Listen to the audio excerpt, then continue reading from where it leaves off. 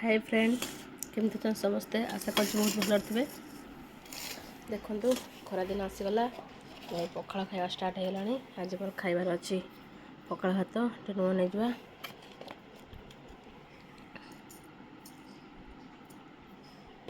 पखाड़ भात चिंकुड़ी भजा कंचा लंका रसुण टे दला हे ये माछ बिहन भजा ये फिश फ्राए हो मसला दिखाई टमाटो फमाटो पड़ी भाकुर माछ फिश फ्राए गरम गरम आप बाहर बड़ा टेस्ट है।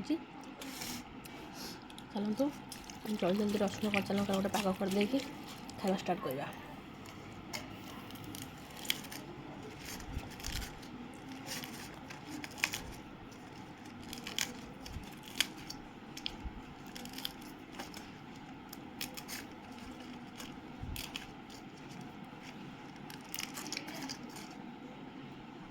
खाଇବା स्टार्ट करवा।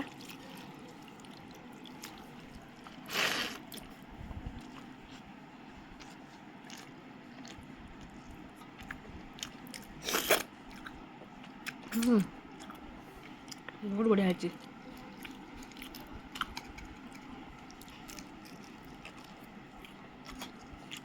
टेस्टी एम लगे।